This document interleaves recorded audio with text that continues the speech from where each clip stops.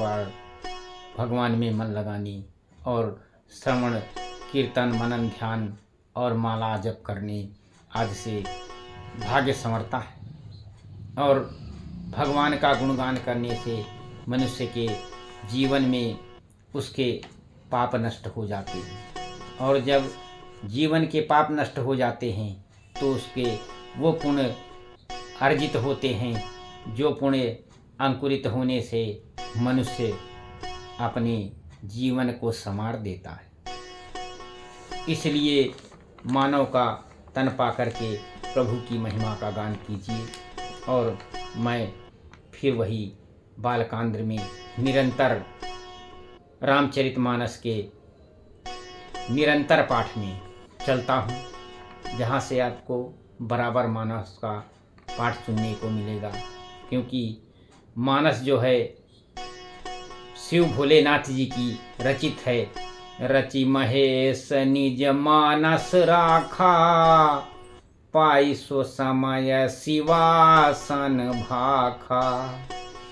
तो मानस जो है रामचरितमानस बहुत ही हितकारी और लाभप्रद है, और इसका अध्ययन करने से भी, इसका पठन पाठन और श्रवण करने से भी प्रभु में भक्ति बढ़ती है। तो आइए मानस का पाठ करते हैं, आप सुने। तेहि अवसर नारद सहित अरु ऋषि सप्त समेत, समाचार सुन तुहिन गिरी गमने तुरत निकेत।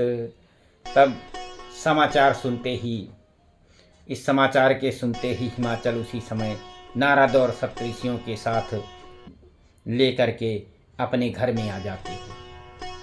तब नारद सबहि समझावा, पूरब कथा प्रसंग सुनावा।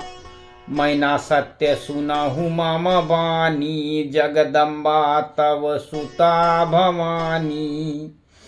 अजायनादि शक्ति अविनाशिनी, सदा शंभु अर्धंग निवासिन।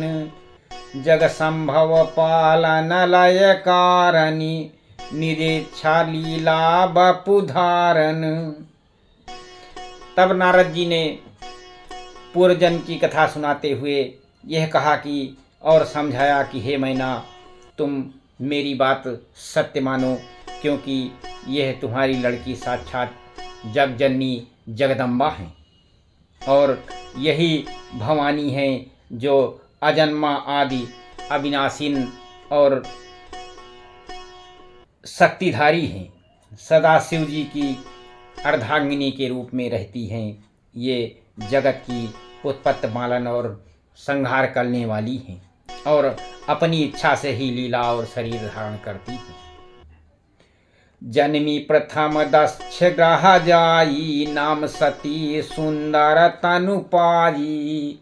तहु सती शंकर ही विवाही, कथा प्रसिद्ध सकल जग माही। एक बार आवत शिव संगा, देख्यो रघुकुल कमल पतंगा। भयो मोह शिव कहा न कीन्हा, भ्रम बस बेस सिय कर लीन्हा। पहले दक्ष के घर जाकर के जन्मी थी, और तब इनका नाम सती था। बहुत सुंदर शरीर पाया था, और वहाँ वो सती शंकर जी को ब्याही गई थी। यह कथा सारे संसार में प्रसिद्ध है। एक बार इन्होंने शिव जी को साथ में आते हुए राह में रकुल रूपी कमल के रूप श्री रामचंद्र जी भगवान को देखा।